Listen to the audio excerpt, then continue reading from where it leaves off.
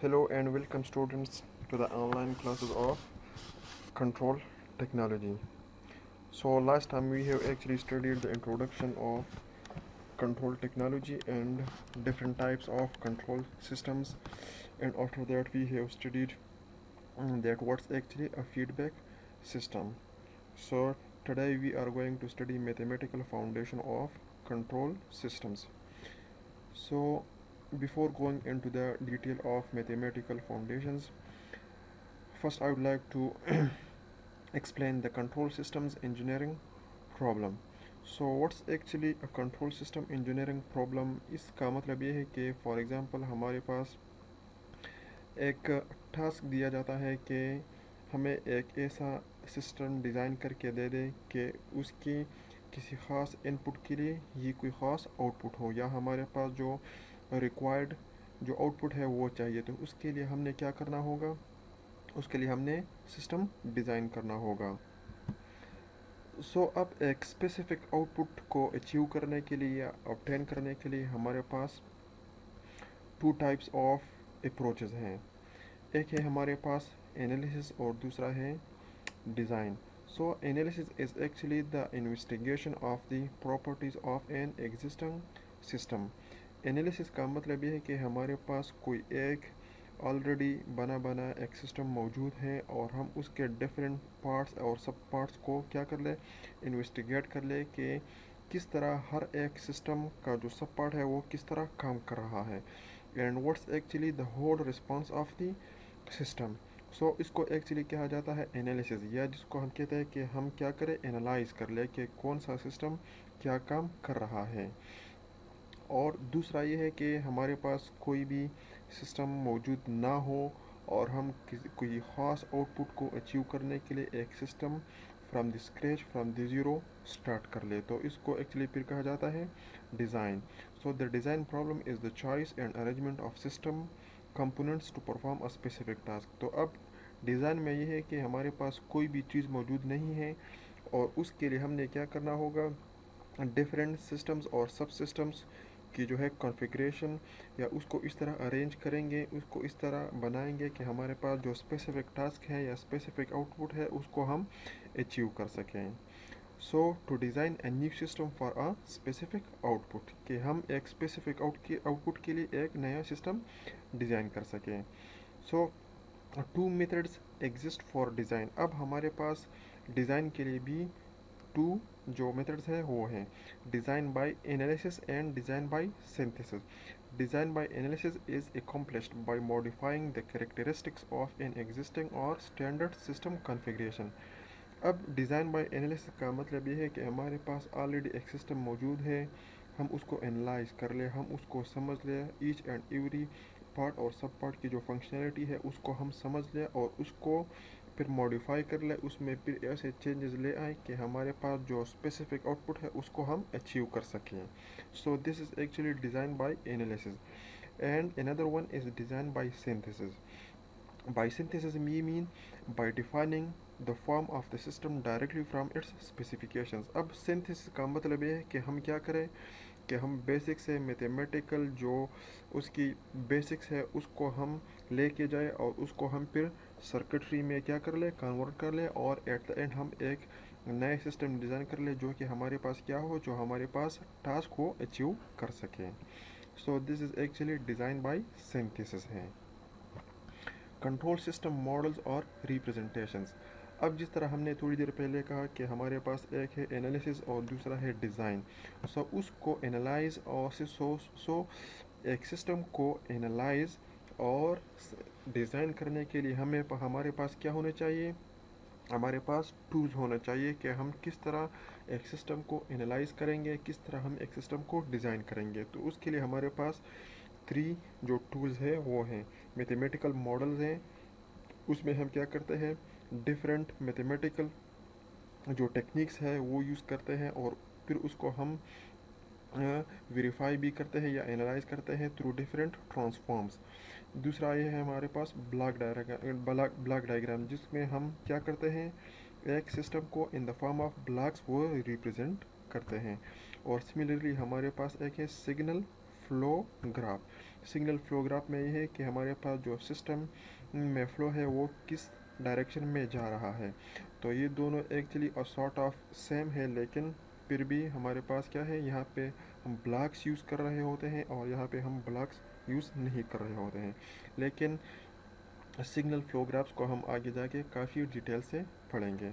So this three are actually the tools through which we will analyze and design a control system. So before going into the detail of control system, as we have stated that the main topic is mathematical foundation. So हमारे लिए सबसे पहले ये ज़रूरी है कि control system को समझने के लिए हमें क्या आना चाहिए, हमें जो इसकी मैथमेटिकल जो बेसिक्स है उसको हम समझ लें। सो सबसे पहले हमारे पास जो कॉन्सेप्ट है वो है कम्प्लेक्स वेरिएबल कॉन्सेप्ट। ठीक है। सो कम्प्लेक्स वेरिएबल में जाने से पहले हमें सबसे पहले क्या हमें समझना चाहिए कम्प्लेक्स नंबर्स। कम्प्लेक्स नंबर ये हमारे पास क्या है, एक ऐसा नंबर है जो कि हमारे पास टू डिफरेंट नंबर्स के कम्बिनेशन से बनता है। जिस तरह हमने यहाँ पे लिखा है कि z is equal to x plus j y. अब हमारे पास ये x क्या है, ये हमारे पास रियल नंबर है, और ये y हमारे पास क्या है, ये पोर्शन है हमारे पास इमेजनरी है। इमेजनरी का मतलब ये नहीं है कि ये कोई ख्याली नंबर है। इमेजनरी का मतलब ये है कि हमारे पास यहाँ पे क्या है, -1 अंडर द रूट है। सो उसको फिर हम शॉर्टली किस चीज़ के थ्रू रिप्रेजेंट करते हैं, j के थ्रू रिप्रेजेंट करते हैं। सो ये जो पोर्शन है इसको हम इमेजनरी पार्ट कहते हैं, और ये जो पोर्शन है इसको हम क्या कहते हैं, रियल पार्ट। ठीक है। सो दोनों को जब हम मिला के रिप्रेजेंट करते हैं तो वो हमें क्या देता है, कम्प्लेक्स नंबर देता है। ठीक है।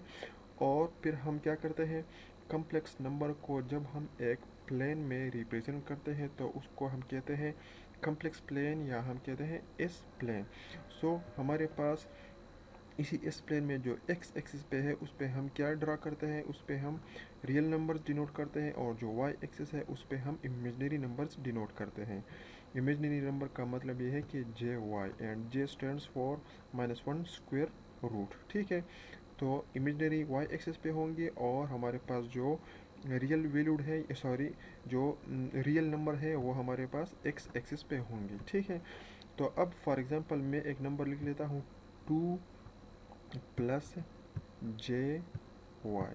ठीक है, J2। ठीक है। तो इसका मतलब ये है कि हमने क्या होगा, हम क्या करेंगे, 2 पॉइंट्स एक्स एक्सिस पे मूव करेंगे और 2 पॉइंट हम वाई एक्सिस पे मूव करेंगे। तो अब ये दोनों जो सी पॉइंट पे इंटरसेक्ट करेंगे वो हमारे पास क्या बनेगा, z बनेगा, and z is equal to a complex number. So यहाँ पे फिर हम क्या लिखेंगे, 2 प्लस J2 लिखेंगे। So this is actually rectangular representation of a complex number, जिसमें हमारे पास x कंपोनेंट हो और y कंपोनेंट है, उसको हम फिर कहते हैं रेक्टेंगुलर कंपोनेंट्स। ठीक है, या हम कहते हैं रेक्टेंगुलर फॉर्म या rectangular representation of complex number. ठीक है। So a point in a rectangular coordinate frame may also be defined by a vector r and an angle theta. अब हमारे पास एक कम्प्लेक्स नंबर को रिप्रेजेंट करने के लिए हमारे पास डिफरेंट वो टेक्निक्स हैं, डिफरेंट मेथड्स हैं। ठीक है। एक है रेक्टेंगुलर, दूसरा है पोलर, और तीसरा है कम्प्लेक्स एक्सपोनेंशियल्स। सो ये हमारे पास x प्लस जे वाई का जो फॉर्म है उसको हम कहते हैं रेक्टेंगुलर फॉर्म। और इसी तरह फिर क्या कहते हैं, इस पॉइंट को हम एक वेक्टर के थ्रू भी डिनोट कर सकते हैं। ठीक है। और इसी वेक्टर का अपना एक लेंथ होगा और अपनी एक एंगल होगी। ठीक है। सो एंगल को हम डिनोट करते हैं थीटा के थ्रू, और जो वेक्टर का जो लेंथ है उसको हम डिनोट करते हैं आर के थ्रू। ठीक है। तो अब इसी आर थीटा को हम किस तरह वो हम कन्वर्ट करेंगे रेक्टेंगुलर फॉर्म में। यहाँ से हम एक परपेंडिकुलर ड्रा करेंगे और यहाँ से हम एक परपेंडिकुलर ड्रा करेंगे थ्रू डिफरेंट मैनिपुलेशंस, जो कि आप लोग अर्ली क्लासेस में पढ़ चुके होंगे। हमारे पास यहाँ पे जो x कंपोनेंट बन जाता है वो इक्वल बन जाता है r cos थीटा के, और जो y कंपोनेंट बन जाता है इसी वेक्टर r का वो बन जाता है r sin थीटा का। ठीक है। तो जब हम क्या कर लेते हैं, एक्स और वाई फाइंड आउट कर लेते हैं, तो उसकी वैल्यूज यहाँ पे पुट कर लेंगे, तो हमारे पास जो आर थीटा है वो हम कन्वर्ट कर लेंगे रेक्टेंगुलर फॉर्म में। ठीक है, इसी तरह अगर हमने रेक्टेंगुलर फॉर्म से कन्वर्ट करना होता है आर और जो एंगल फॉर्म है जिसको हम पोलर फॉर्म भी कहते हैं, तो उसके लिए हमें क्या चाहिए, आर। आर मीन्स के इसी वेक्टर का लेंथ हमें चाहिए या मैग्नीट्यूड हमें चाहिए, तो वो हम ऑब्टेन कर सकते हैं x square plus y square. तो एक्स और वाई हम यहाँ से वो ऑब्टेन कर लेंगे, और ये थीटा जो है, ये जो एंगल है, इसको हम ऑब्टेन कर सकते हैं tangent inverse of y by x से। सो हम एक कम्प्लेक्स नंबर को इस तरह रिप्रेजेंट कर सकते हैं कि z इज इक्वल टू और कास theta plus J sine theta. ठीक है, क्योंकि हमारे पास जो x है वो एक्चुअली इक्वल है किस चीज़ के, आर कास थीटा के, और जो y है वो हमारे पास किस चीज़ के इक्वल है, r sine theta. So we can replace r by x by r cos theta and y by r sine theta. ठीक है, इस तरह अगर हम यूलर फार्मूला को देखें तो हमारे पास इक्वल होता है E to the power J theta is equal to cos theta plus J sine theta. So इससे हम क्या वो रिप्रेजेंट कर सकते हैं कि हमारे पास जो कम्प्लेक्स नंबर है वो इक्वल हो जाएगा आर ई जे थीटा। ठीक है, उसको हम फिर इसके इक्विवेलेंट भी वो लिख सकते हैं कि आर हमारे पास मैग्नीट्यूड है और थीटा हमारे पास एंगल है। ठीक है, सो ये हमारे पास क्या है, ये हमारे पास ये पोलर फॉर्म और ये हमारे पास है रेक्टेंगुलर फॉर्म। ठीक है, सो इस तरह हम क्या फाइंड इसके अलावा हम हमारे लिए भी ज़रूरी है कि we should know the conjugate of a complex number. Conjugate की कम्प्लेक्स नंबर का मतलब ये है कि हमारे पास फॉर एग्जांपल ये एक क्या है, ये हमारे पास एक कम्प्लेक्स नंबर है जो sorry let me clear it first, sorry. हाँ, सो अब हमारे पास ये एक कम्प्लेक्स नंबर है, अगर मैं इसका कॉन्जुगेट फाइंड आउट करना चाहूँ तो ये प्लस हमें रिप्लेस कर लूँगा माइनस पे। ठीक है, सो हमारे पास क्या आ जाएगा, माइनस जे वाई आ जाएगा। इसी तरह कम्प्लेक्स प्लेन में भी वो नंबर वो पॉइंट, ठीक है, वो इसी क्वाड्रेंट में शिफ्ट हो जाएगा, क्योंकि हमारे पास जो इमेजनरी है वो हमारे पास अब क्या होगा, माइनस जे वाई हो जाएगा। सो और इसी तरह इसको हम रिप्रेजेंट करते हैं जेड एस्टेरिक के थ्रू। सो इट मीन्स कि ये हमारे पास एक कम्प्लेक्स नंबर है और जेड एस्टेरिक हमारे पास उसका कॉन्जुगेट है। ठीक है, सिमिलरली पोलर फॉर्म में हमारे पास यहाँ पे जो थीटा है वो हमारे पास यहाँ पे क्या आ जाएगा, माइनस जे थीटा बन जाएगा। ठीक है, so this is actually complex number and complex variable concept. ठीक है, ये हमारे पास जो डिफरेंट बेसिक प्रॉपर्टीज़ हैं कम्प्लेक्स नंबर के, कि हम किस तरह कम्प्लेक्स नंबर्स को ऐड कर सकते हैं, सब्ट्रैक्ट कर सकते हैं, मल्टीप्लाई कर सकते हैं और साथ में डिवीजन भी कर सकते हैं। सो ये डिफरेंट टेक्निक्स हैं। सो हम आप लोग पहले भी पढ़ चुके हैं, so you guys can have a review of it. So now हमारे पास कम्प्लेक्स वेरिएबल क्या है। कम्प्लेक्स जिस तरह हम नॉर्मल जो वेरिएबल पढ़ते हैं, ठीक है, कि anything that can take any value. So इसी तरह हमारे पास कम्प्लेक्स वेरिएबल एक ऐसा वेरिएबल है जो कि कोई भी वैल्यू ले सकती हो, लेकिन वो हमारे पास वैल्यू कम्प्लेक्स हो। सिमिलरली जिस तरह हमारे पास कम्प्लेक्स नंबर जो था वो हमारे पास मुश्तमिल था रियल और इमेजनरी पे, इसी तरह जो कम्प्लेक्स वेरिएबल है वो भी डिकम्पोज कर सकते हैं हम रियल नंबर, ये रियल कंपोनेंट में और इमेजनरी कंपोनेंट में, या इस तरह भी डिफाइन कर सकते हैं कि अ complex variable has two components, a real component sigma and an imaginary component omega. ये हमारे पास रियल कंपोनेंट है और ये हमारे पास इमेजनरी कंपोनेंट है। सिमिलरली हमारे एक्स सिग्मा इसी एक्स एक्स एक्सिस पे हम वो क्या करेंगे, डिनोट करेंगे, और वाई एक्सिस पे हम क्या डिनोट करेंगे, जे रिप्रेजेंट करेंगे जे ओमेगा को। और इसी तरह ये हमारे पास इसी नंबर का क्या है, पोलर फॉर्म है r and theta. So S1 is actually complex variable जिसके हमारे पास रियल कंपोनेंट है सिग्मा 1 और हमारे पास जो इमेजिनरी कंपोनेंट है वो है ओमेगा 1। ये हमारे पास एक कम्प्लेक्स वेरिएबल की ग्राफिकल रिप्रेजेंटेशन है और ये हमारे पास मैथमेटिकल रिप्रेजेंटेशन है कम्प्लेक्स वेरिएबल का। Now what's actually function of a complex variable. Function किस चीज़ को कहते हैं? फंक्शन इस चीज़ को कहते हैं कि फॉर एग्जांपल हमारे पास है y is equal to 2 of x, ठीक है। तो इसका मतलब ये है कि y is a function of x, क्योंकि हमारे पास अगर मैं यहाँ पे x की जगह 0 पुट करता हूँ तो y की जो वैल्यू है वो 0 हो जाएगी। अगर x की जगह मैं 1 पुट करता हूँ तो y की वैल्यू 2 बन जाएगी। अगर इसी तरह मैं x की जगह -1 पुट करता हूँ तो y की जगह तो y की वैल्यू -2 बन जाएगी। सो इट मीन्स के the value of y depends upon x, so we can also call it as y is a function of x। सो इसी तरह हमारे पास जो कम्प्लेक्स नंबर्स हैं या जो कम्प्लेक्स वेरिएबल्स हैं उसके भी अपने फंक्शंस होते हैं। जिस तरह हमने यहाँ पे लिखा है कि g of x, g of s, इसका मतलब ये है कि g is a function of s। इसका and again what does this mean? This means कि हमारे पास जो s की वैल्यूज़ हैं उसी पे डिपेंड करती हैं g की वैल्यूज़, ठीक है। Because s is defined to have real and imaginary parts. तो जिस तरह हमने थोड़ी देर पहले कहा कि कम्प्लेक्स वेरिएबल के हमारे पास दो कंपोनेंट्स होते हैं, रियल एंड इमेजिनरी। सो उसी तरह कम्प्लेक्स वेरिएबल का जो फंक्शन होगा वो भी हमारे पास टू कंपोनेंट्स पे मुश्तमिल होगा। जिस तरह हमने कहा है कि g of s is a function of s and s is a complex variable. So हमारे पास इसी फंक्शन के दो कंपोनेंट्स होंगे, real and imaginary. So REGS denotes the real part of g of s and IM g of s denotes the imaginary part of g of s.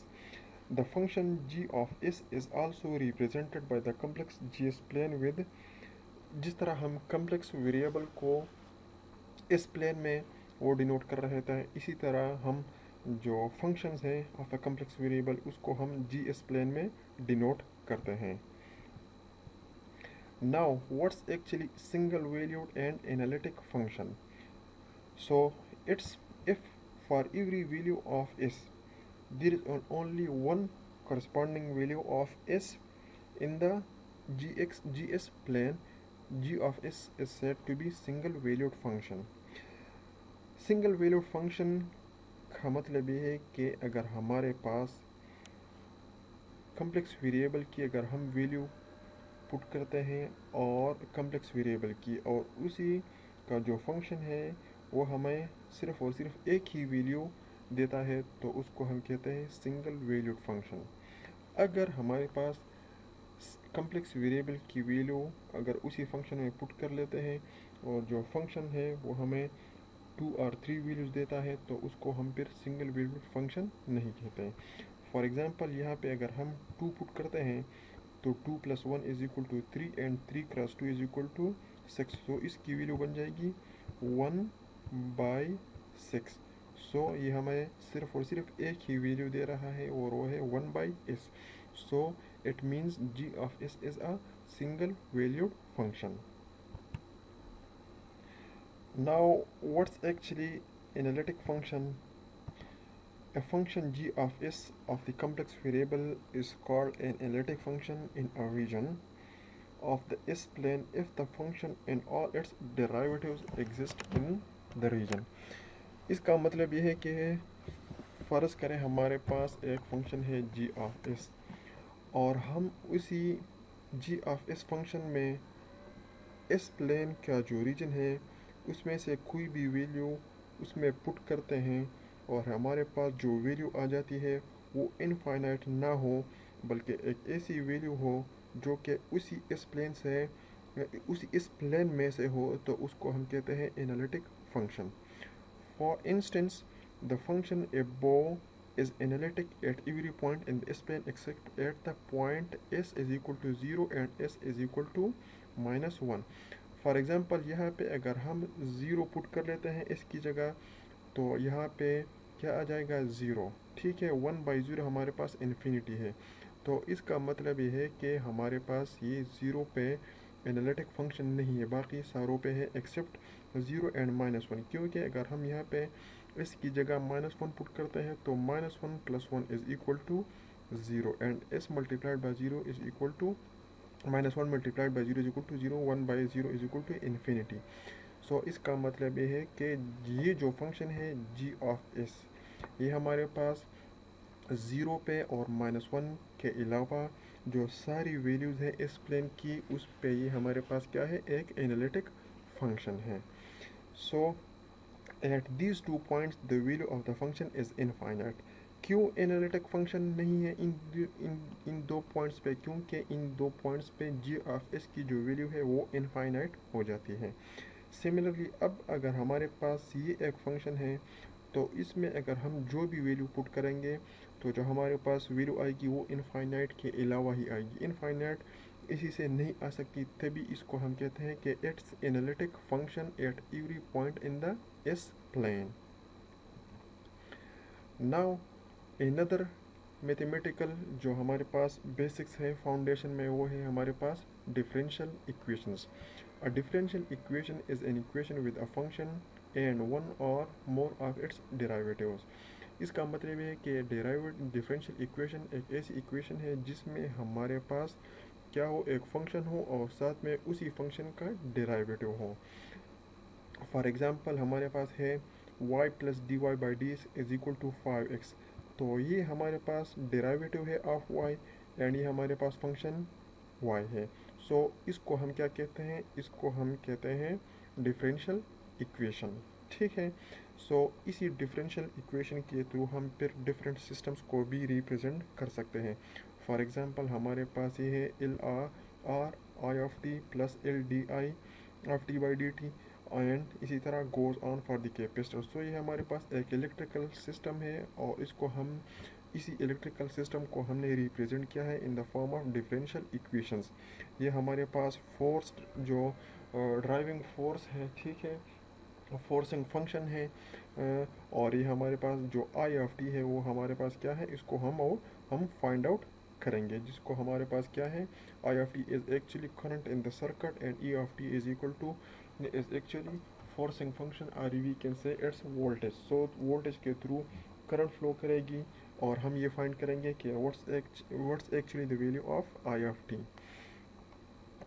So linear ordinary differential equations, ठीक है, the differential equation of an nth order system is written as, अब ये हमारे पास क्या है, एक differential equation है of nth term. nth term का मतलब है कि हमारे पास ये जो पावर है वो n है, ठीक है, और इसी तरह हमारे पास ये जो कोफिशेंट है उसकी वैल्यू भी n-1 है।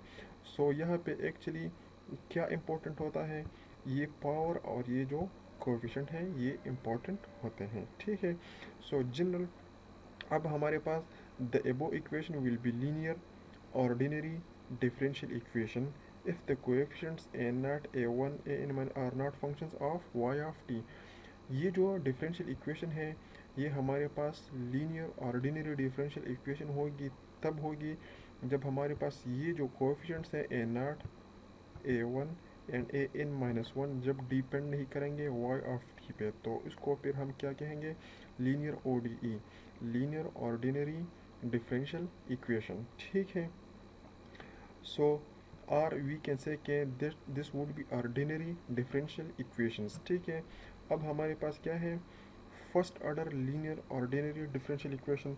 इसमें यह है कि जब हमारे पास इन की वैल्यू 1 पुट करेंगे यहाँ पे, ठीक है, लाइक यहाँ पे हमारे पास क्या है, इन की वैल्यू 1 है, सो d1 y ऑफ t और यहाँ पे a0 हो जाएगा, ठीक है, क्योंकि a0 anything raise to power 0 is equal to 1। So यहाँ पे हमारे पास क्या है, 1 है डेरिवेटिव की वैल्यू और बाकी हमारे पास ये कोफिशिएंट हैं, ठीक है। सो हमारे पास y ऑफ टी अपनी जगह पे आ जाता है और a0 बन जाएगा। सिमिलरली ये क्या हो जाएगा, ये हमारे पास dy ऑफ टी, यहाँ पे हमारे पास इन की वैल्यू 1 है, तो इसको हम फिर कहते हैं first order linear ordinary differential equation. अब अगर हम यहाँ पे देखें तो यहाँ पे क्या बन जाएगा, यहाँ पे हमारे पास बन जाएगा डी स्क्वेयर बन जाएगा, तो उसको फिर कहते हैं second order general form of a linear ordinary differential equation. अब हमारे पास क्या है कि ये हमारे पास एक फर्स्ट ऑर्डर डिफरेंशियल इक्वेशन, इसी तरह जनरल इक्वेशन है, ठीक है। ये हमारे पास डेराइवेटिव है, ये हमारे पास कोएफिशिएंट है और ये हमारे पास फंक्शन है, ठीक है। Wear P of X and Q of x और फंक्शंस ऑफ एक्स, ठीक है। ये भी फंक्शन है ऑफ एक्स और ये भी फंक्शन है ऑफ एक्स, ये हमारे पास एक्चुअली क्या है, कोएफिशिएंट है। To solve it there is a special method. इसको सॉल्व करने के लिए हमारे पास एक स्पेशल टेक्निक है। We invent two new functions of x, call them u and v, and say that y is equal to uv. We then solve to find u and then find v, and then tie it up, we are done. And also we use the derivative of y uv. इसको हम actually ये हमारे पास जो steps है up to 6 and 7, इसको हम एक example के थ्रू समझ लेते हैं, ठीक है। फॉर एग्जांपल हमारे पास ये एक डिफरेंशियल इक्वेशन है dy by x minus y by x is equal to 1। यहाँ पे आप लोग देख सकते हैं कि y है और माइनस 1 बाई एक्स हमारे पास इसका कोएफिशिएंट है, ठीक है। So first, is this linear? Yes, as it is in the form of dy by D x plus p x y is equal to q half x. इसको अगर हम इसके साथ कंपेयर कर लेते हैं तो बिल्कुल सेम टू सेम है। So this is actually linear first order differential equation, ठीक है। पी ऑफ एक्स यहाँ पे किस चीज़ के इक्वल है, minus 1 by x, and Q of x किस चीज़ के इक्वल है, वो 1 के इक्वल है। So let's follow the steps. सबसे पहले जिस तरह हमने कहा था कि सब्सटीट्यूट कर लेंगे y को u v पे, ठीक है। और फिर यहाँ पे चूँकि डेरिवेटिव ऑफ y है, सो डेरिवेटिव ऑफ y पे हम क्या कर लेंगे, y की जगह u v पुट कर लेंगे और प्रोडक्ट रूल जो है उसको हम अप्लाई कर लेंगे। तो हमारे पास जो dy बाई डी एक्स है वो इसके इक्वल बन जाएगा। सो dy बाई डी एक्स की जगह हम क्या पुट कर लेंगे, ये पुट कर लेंगे, सही है। और यहाँ पे जो y है उसकी जगह पे हम क्या पुट कर लेंगे, u और v पुट कर लेंगे। सो सिमिलरली यहाँ पे u v बाई एक्स आ जाएगा और ये वैल्यू आ जाएगी dy बाई डी एक्स की is equal to 1। Now factors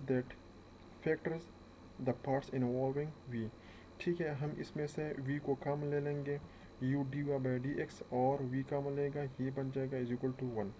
put the term v is term equal to 0, ये टर्म हम क्या कर लेंगे, 0 को 0 के इक्वल कर लेंगे तो ये बच जाएगा। So D U by D X minus U by X, ठीक है। वो हम क्या पुट कर लेंगे, ये 0 को पुट कर लेंगे, ठीक है। v को जब हम 0 पुट कर लेंगे तो dy by D X minus u by x वो 0 का इक्वल बन जाएगा। सो इस तरह हम इस साइड पे लेके जाएंगे तो हमारे पास ये इक्वेशन बन जाएगी। So solving using separation of variables to find u, separate variables जिस तरह हमने ये इक्वेशन ऑब्टेन की थी, ठीक है। इस पे नाउ अप्लाई करते हैं इंटीग्रल साइन। तो जब हम इंटीग्रल अप्लाई करते हैं, ठीक है, तो इंटीग्रल ऑफ डी क्या बन जाएगा, नेचुरल लॉग ऑफ यू बन जाएगा। Similarly natural log of x बन जाएगा प्लस सी। सो एज ये हमारे पास क्या है, नेचुरल लॉग है, सो नेचुरल लॉग ऑफ सी क्या बन जाएगा, एल ऑफ के बन जाएगा, ठीक है। तो हमारे पास इक्वेशन ये बन जाएगी as u is equal to k x, ठीक है। ये हमारे पास वही इक्वेशन बन जाएगी कि u is equal to k and x. Substitute u back into the equation at step 2। u क्या बन जाएगा, के एक्स बन जाएगा, ठीक है। सो हम यहाँ पे क्या पुट कर लेंगे, u is equal to k x put कर लेंगे, ठीक है। यहाँ पे चूँकि फर्स्ट जो सेकंड स्टेप है उसमें हमने v को 0 पुट किया था तो हमारे पास ये इक्वेशन बाकी रह गई थी। सो इस u की जगह हम क्या पुट कर लेंगे, ये के एक्स की वैल्यू पुट कर लेंगे, तो ये क्या बन जाएगा, के x d v by D x is equal to 1 बन जाएगा, ठीक है। ये बन गया। Now solve this to find v separate variables, ठीक है। इससे हमने क्या कर लिया, सेपरेट कर लिया, डी वी के बन जाएगा और डी एक्स बाई एक्स बन जाएगा, इंटीग्रल ले लेंगे। तो ये सारे जो सिमिलर स्टेप्स हैं ये हम फॉलो कर लेंगे, ठीक है। नेचुरल लॉग आ जाएगा, ठीक है। तो क्या बन जाएगा, K V is equal to natural log of C of X and V will be equal to 1 by K L of C of X. Substitute into v is equal to U V to find the solution to the original equation. हमारे पास u और v की जो values है वो हमारे पास आ गई और हमारे पास सिंप्लीफाइड इक्वेशन ये बन जाएगी, ठीक है। लेकिन हम इसकी जगह डिफरेंट लेप्लास ट्रांसफॉर्म्स भी यूज़ कर सकते हैं डिफरेंशियल इक्वेशन को सॉल्व करने के लिए, जो कि हम आगे क्लासेस में स्टडी करेंगे।